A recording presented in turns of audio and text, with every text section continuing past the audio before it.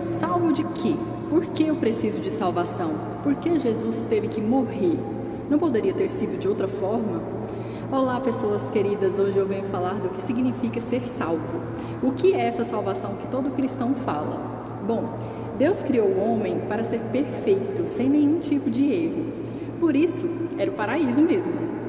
Mas o ser humano era uma criação tão perfeita de Deus, a imagem e semelhança do próprio Deus, que ele também deu poder de decisão ao ser humano.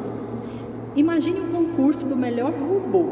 Qual você acha que venceria? O robô que faz tudo o que o homem configurou para ele fazer? Ou o robô que tem uma super tecnológica programação de decidir o que ele fazer, tipo, sozinho, com autonomia, sem interferência do programador? É claro que a gente sabe que é esse último que venceria esse concurso, né? Seria um robô perfeito. Da mesma forma, Deus nos fez também perfeitos também. Deus nos fez com poder de escolha lá no paraíso. Lá éramos perfeitos, mas podíamos também escolher errar, era só escolher, porque nós tínhamos essa autonomia.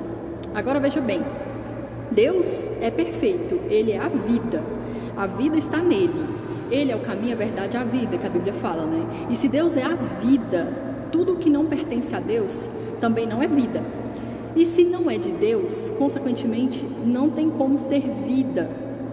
E se não é vida, só pode ser morte, certo? Exemplo, a mentira. A mentira é coisa de Deus? Não, porque Deus é perfeito. Então, mentira também não é vida, porque Deus é a vida. Logo, mentira é morte. E é nesse ponto que a gente já começa a entender.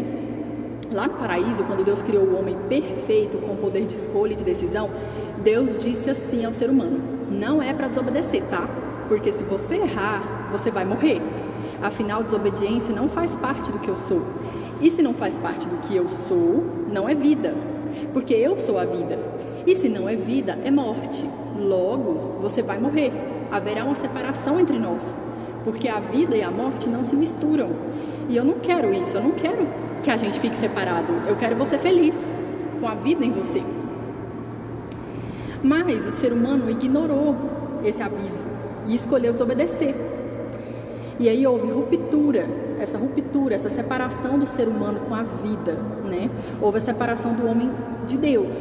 Ou seja, o ser humano escolheu coisas de morte, porque o pecado vem da morte, porque só Deus que é a vida. O pecado não é vida, o pecado é de morte.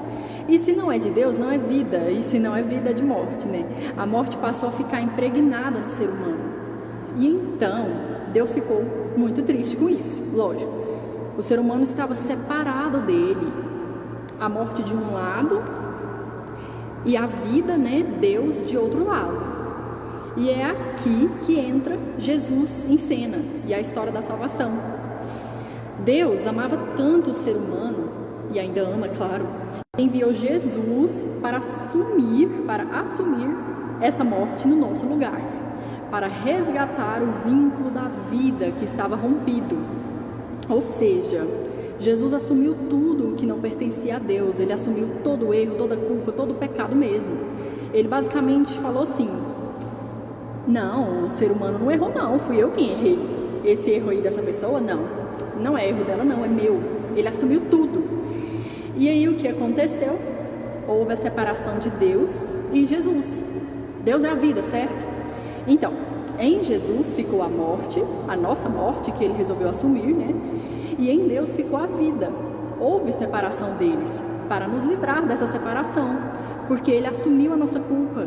E é por isso que ficamos salvos dessa separação. Não há mais separação entre nós e Deus. Estamos vinculados novamente com a vida, graças ao que Jesus fez. Mas aí fica a dúvida, né? Jesus está separado de Deus agora, por nossa causa? Sim e não. Essa culpa para sempre, né? Então, de certa forma, sim. Toda vez que Deus olha para um pecado nosso, ele enxerga esse pecado em Jesus, que assumiu a culpa por nós.